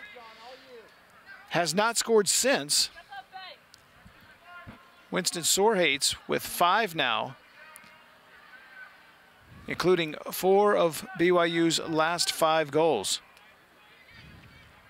Will this be the evening that the tall redhead from Las Vegas gets back on the score sheet with a goal. It's good work rate from Winston. They're forcing him to one side of the field, compressing the space so they can win the ball just like this. Interesting dynamic that we mentioned in the first half, in that this is the first of 3 straight meetings between these two clubs. After tonight, they will shift the action over to Colorado for a pair of games this weekend at Shea Stadium. Sean, what does that familiarity do for the teams when you're seeing the same guys multiple games in a row? You start to figure out what works and what their tendencies are as a team, so it becomes easier to defend. They become a bit more predictable, so you have to be more creative and try different things, maybe with a different lineup, maybe a different creativity in the attacking third. But the game of soccer is funny. To play the same opponent 3 times in a row, it becomes very difficult to beat them. Well, we have a Ree-G situation. Ree Armstrong with a cramp for Real Colorado apparently has that stretched out. And Garrett G about to come on for the Cougars. Sorhates now, before G is able to enter the match. Ooh. Looking for Frischnecht instead. Mark Dotseth gets in the way. It's going to be a corner kick for BYU. Vasconcelos trots out to take it. Looks like Winston Sorhates is the one that Garrett G is going to be coming in for Winston Sorhates, the goal scorer. So Sorhates comes out of the match in the 73rd minute after picking up his 5th goal of the season. I think he did very well. He worked extremely hard to win the ball in dangerous parts of the field. Sorhates, I was going to say, only seems to have one gear, and that's full throttle. He is darting about the pitch nonstop when he's in there. Now he heads to the bench, and Garrett G takes over.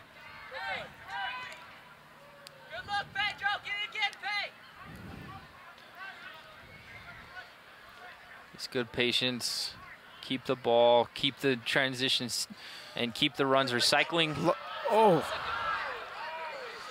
Larte with a great ball into the box. Looking for Frischnecht just over his head. It's a good ball, number Colorado 18. with the counter. Is going on the end of it. Good challenge from Matt Ryder. Shows his strength. Look at Bumps G his coming on the opponent diagonal off. run. He's in behind. Here's Garrett G just into the match. Left footer challenges Rosales, who's able to make the stop. You could see Garrett G starting his run on the viewer's near side, comes all the way across to the far side. Hunka serves a good ball onto his foot, out in space. Here's another look. He gets it around Mark Dotseth. Quick reflexes by Rosales, able to gather that one in. It's a different, very difficult angle to put that on frame and far post. He did well to keep it low. Good goalkeeping from Rosales. Good save. Donaldson now to Amaya. Pushes it ahead and then gets it back. Amaya, no call, no whistle. Amaya is down, apparently injured, as well as the BYU player. We'll check out this injury situation. 2 players writhing on the turf at the Colorado end of the field. Amaya is now up and limping. We'll see if medical attention is needed. He just goes all out on this shot. Hunka just puts his foot in front of Maya and the ball. Maya's just striking it with all he has. And Hunka does well just to put his body there. Hunka back on his feet. I'm sure both their feet are going to be black and blue.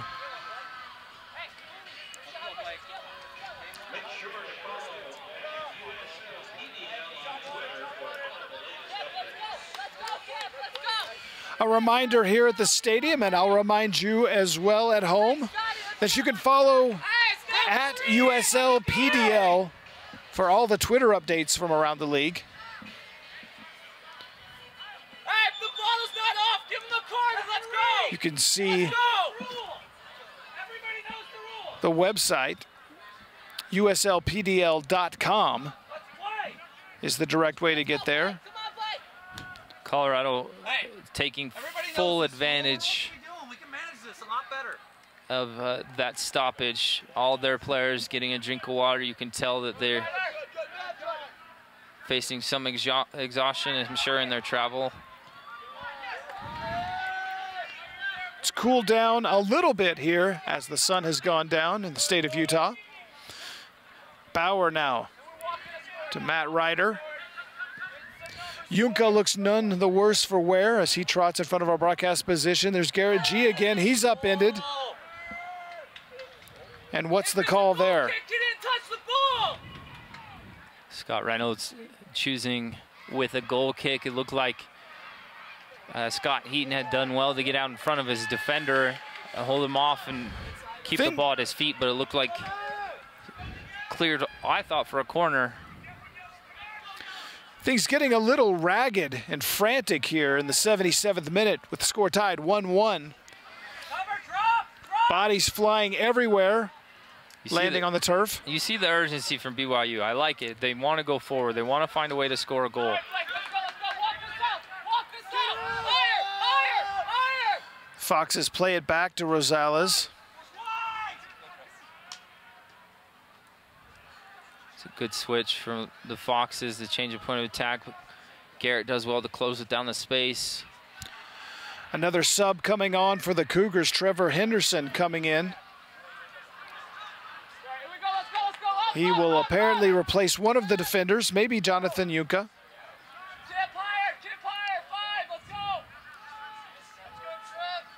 Good pressure from Colby. This is where they want to pin him. They're making it difficult. Can they win the ball here? Mark Dodseth has it headed back in. There's Frischknecht. Kind of bouncing it into the box. No problem for Rosales. You can see he's trying to play over his head. Blind pass to Scott Heaton. We'll reset the situation for you here. BYU needs 3 points to stay undefeated at home. Real Colorado looking for their first win of the season. You got to think the Foxes would be very happy with a road draw and a point in the standings here. BYU would be very disappointed if they come away with a 1-1 result. Good work from Colby, or from Pedro. We did receive confirmation at halftime that the top 2 teams in the Mountain Division will make the PDL playoffs.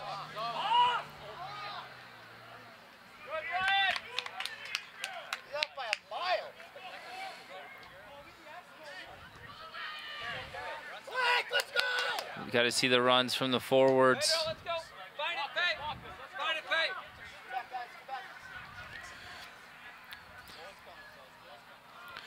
There's been talk, at least from my sources on Twitter, says the Premier Development League is considering holding its crossover playoff matches between the Mountain Division top 2 and the Southwest Division top 2 in Las Vegas. Trevor Henderson coming into the game for Junior Latte. It's that outside back. Good effort from Latte in this match. As you can see from this game, the outside backs get forward in the attack. You've seen Junka get forward, Junior's gone forward. Trevor will do very much the same to get numbers in the box. Punched away by Rosales. Could be a break here. That's number 10, Estevan Palma.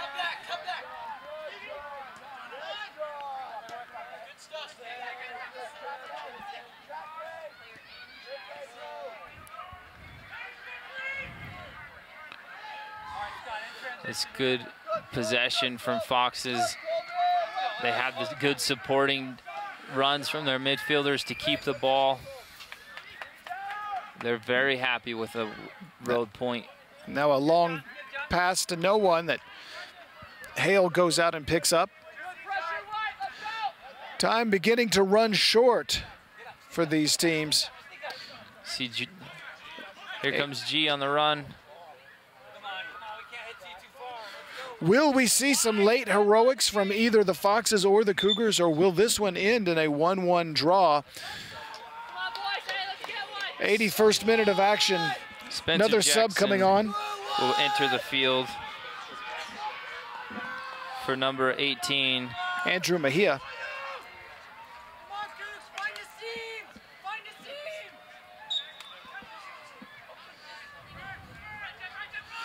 So we got about 8 minutes plus remaining here. Henderson getting involved. That's Vasconcelos. Tries to get it to Frischknecht. He's unable to turn on it and knocked to the ground. G challenging. Vasconcelos to Frischknecht. Header, goal! Blake Frischknecht, the freshman from Las Vegas, has given BYU a 2-1 lead here in the 82nd minute of action. Both of these guys are good friends off the field. Pedro does very well to work to win the ball, receives it, turns it, gets his head up, finds Blake in the center of the box. Blake gets a good header to put it on the far post to beat the goalkeeper. That's a quality goal from BYU to take the lead in the 83rd minute. As nice of a goal as you will see. Vasconcelos with a beautiful feed, and Frischknecht leaving the ground to put in the header for his 4th goal of the season, the first one since May 17th when he scored 2 against the San Jose Earthquakes under-23 squad. Frischknecht's drought is over, and BYU now has a late 2-1 lead over Real Colorado. Sean, I told you I sensed it that the scoring was not finished for the evening, that we would see another goal. I had no idea it would be one as electrifying as that one from Frischknecht. And I don't know if the scoring's over yet. There's still maybe 10 minutes left. If we add 3 or so minutes of stoppage is my anticipation. Can BYU seal the win?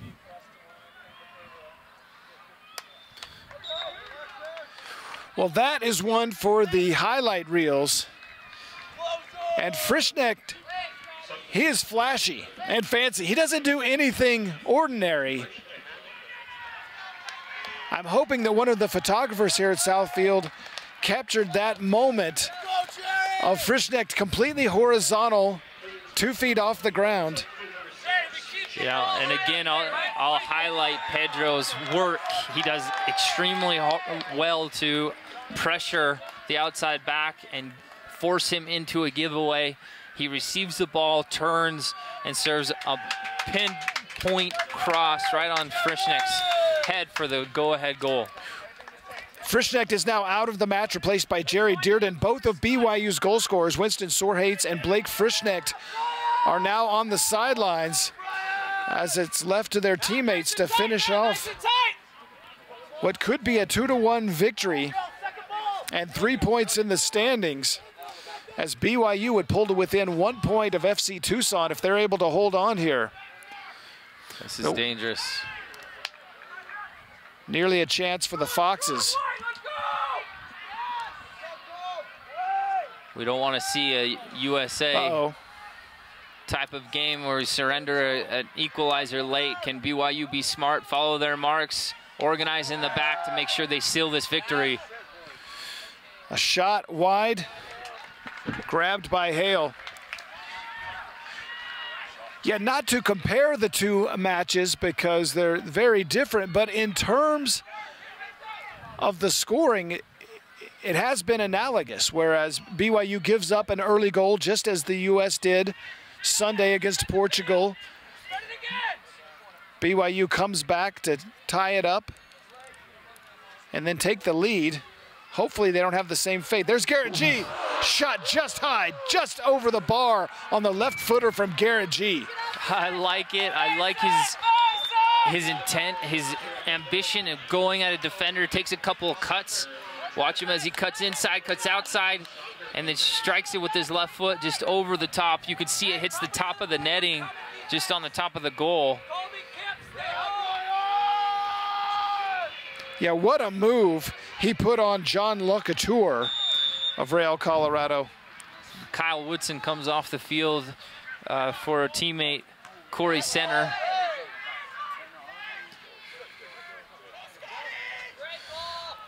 Long ball that Heaton is not able to run down, and back come the Foxes. I think that was a fair challenge, shoulder to shoulder there. 87th minute now, BYU with a 2-1 lead. Looking to improve to 5-0 at home this season in the Premier Development League. They've already defeated the Fresno Fuego here at Southfield, as well as FC Tucson, the Earthquakes U23s, and the Las Vegas Mobsters, looking to add Real Colorado to that list. They're going to want to take their time, or BYU wants to make sure that they take their time when they can, when they have the ball, to keep it, but then also that they track their runners. When they lose possession of the ball, they make sure that they communicate through the center backs, that they make sure every one of the attacking players is marked up and not allowed in behind. Free kick for Real Colorado, I mean. Pedro's making an argument that the ball should be placed 5 yards deeper. We'll see who's going to take this one, if it'll be Estevan Palma or Julian Donaldson. Goes far post, and the header is up and over. So a momentary sigh of relief for BYU. The Cougars now would like to get the ball to Scott Heaton and let him work his foot skills down into the corner and kill off 30 or 40 seconds of clock here. That's the equivalent of taking a knee for this BYU team, kind of the victory formation. When they have a lead late in the match, the plan is to get it to Heaton in the corner. Good challenge. And at some point, I hope we have a chance to take another look at the replay of the Frischknecht goal, perhaps going another 10 seconds or so back to see the turnover that put Garrett G in that position. Bauer has gone the whole way tonight, gets it ahead to G. You can see his pace. You can see how quick Garrett G is. He just covered about 15 yards in quick sprint, and defender made up about 10 yards of space as well on that defender. Corey Center has entered the game for Real Colorado. Keeping you updated, we're now in the 89th minute. No word yet on the amount of injury time that will be tacked on. I'm guessing 4, maybe even 5 minutes, since we have had some injuries and some stoppages here in the second half. Only 1 minute added on before halftime here by Scott Reynolds. Yeah, it can't be less than 3 minutes. It's got to be at least 3. I think you're right with 4 or 5. The fewer the better as far as BYU is concerned. We will get a chance to see the goal again. And here is the challenge. Garrett G does well to win the deflection. Pedro's right there. And Frischknecht. Great team effort. Best teams in the world, I'll tell you what. As soon as they lose possession of the ball, they put in immediate pressure to win the ball back, especially in dangerous parts of the field. And they hunt that ball down. Is what you saw from Garrett G and Pedro. Hunting and working together, defending as groups. And then Pedro takes advantage of his opportunity, serves a fantastic ball for a good finish to go ahead. Another substitution for BYU now as Josh Hunter comes on late in place of Scott Heaton. So we won't see Heaton killing clock in the corner. A minimum of 4 minutes of stoppage time announced as we have passed the 90-minute mark here. So about 4 minutes remaining for Real Colorado to try to even things up here, and 4 minutes to kill as far as BYU is concerned. We just barely entered into that stoppage time, so I'll keep it here on my watch, try to update you as we finish this game. This should kill some time on this foul on Garrett. More of a wrestling takedown than a foul there as Garrett G is slammed to the turf. So I asked if we would have some late heroics here, and Blake Frischknecht answered that question with some help from Garrett G and Pedro Vasconcelos. Now, will it stand up? Last thing the Cougars want to do is have a bad giveaway here. Henderson sends it into the middle. BYU continuing to attack. Dearden trying to catch up now, collides with Rosales. That's why he's in on the field. He loves that contact. He's not afraid to go into challenges. I would be remiss if I didn't say that it's been a great game thus far, played by Brian Hale, the BYU goalkeeper from Alpine, Utah.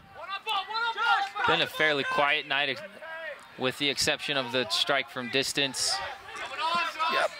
Hale got beat in the 9th minute by Ree Armstrong, and really nothing he could do as his defenders let him down in front of him, allowed Armstrong to dribble in unimpeded and unleash a right-footed blast that froze Hale in his tracks. Really nothing he could do to react to that one.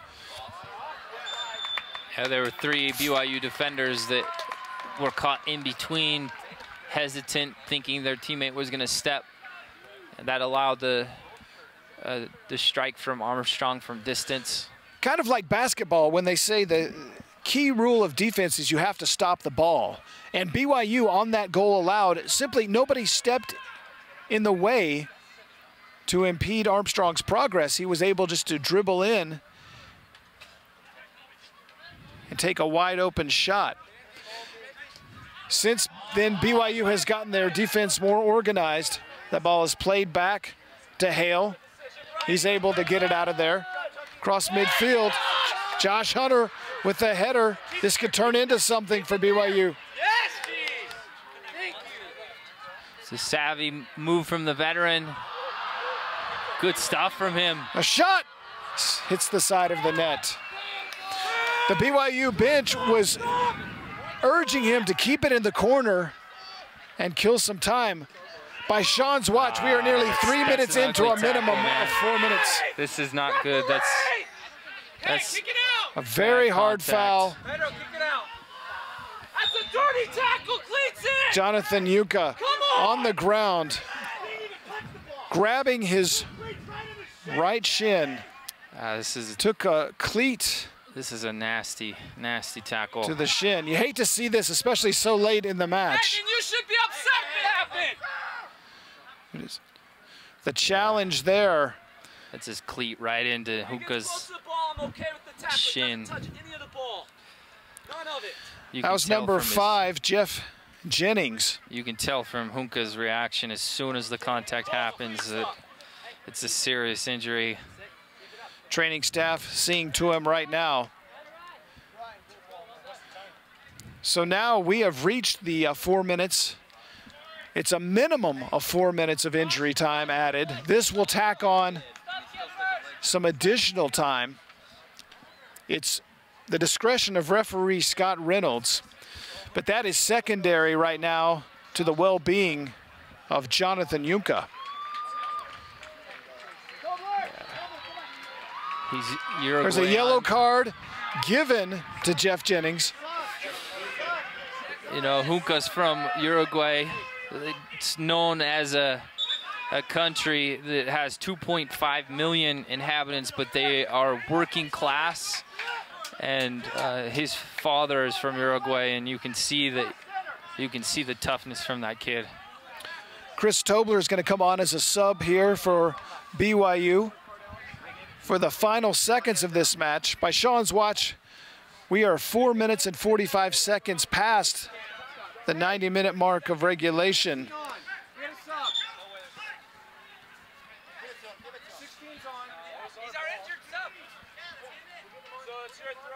Tobler comes into the match.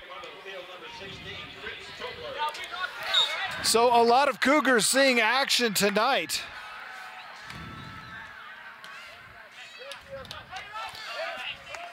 And the Foxes give the ball away to BYU after that injury to Jonathan Yunka. Was able to limp off. Hopefully he is okay. Last gasp time for the Foxes of Real Colorado. Throw in by Amaya. This could be it for the Foxes. I think BYU gets a clearance. Referee will blow the whistle. Hale dives, stops it. Nail-biting time here as Brian Hale comes up with the save. Now in the 96th minute. See Scott Reynolds with the whistle to his mouth, and there's the game. And that will do it. Brian Hale finishes it off with a diving stop as BYU collects the 2-1 victory over Real Colorado and improves to 5-0 at home this season, 7-2 overall. The 3 points in the standings elevate them to 21 points, currently 1 point behind FC Tucson. Here's another look. Winston Sorhates with the shot off the hands of Miguel Rosales for the equalizer in the 50th minute. Yeah, that would be followed up 32 minutes later. Goal line technology, because my argument still is the goalkeeper parries that away. Blake and Winston can argue over that later this week, who got that goal. That's the difference. As Blake Frischknecht leaves his feet, goes horizontal, and snaps in the header. BYU wins it 2-1 over Real Colorado. Now these teams will head over to Douglas County, Colorado for a pair of games Friday night and Saturday night at Shea Stadium. BYU gets it done thanks to some late heroics from Blake Frischknecht and a late stop from Brian Hale. Sean, your final thoughts? It wasn't the prettiest of wins. It's a good 3 points to secure. It made it scary to start the game off to give away a goal early, but they found a way to get back in and find the goals. They're going to be much the same the next couple of games Friday and Saturday night. Quick turnaround for these games, and they've got to continue to find a way to put the ball in the back of the net. They do that, they get 2 goals, they'll get a win. Now 9 games into this 14-game Premier Development League season, BYU has walked onto this field 5 times so far this spring, and each time they have walked off a winner. A 2-1 victory over Real Colorado tonight for Sean Blymiller and our entire BYU TV crew. Thanks for joining us this evening, and we will see you for BYU's next home match, which will be Friday night, July the 4th. Looking forward to that one. Soccer and fireworks here at Southfield. Come out and join us if you're in Utah. If not, tune in to the Premier Development League YouTube channel, and we will see you later. Have a good night.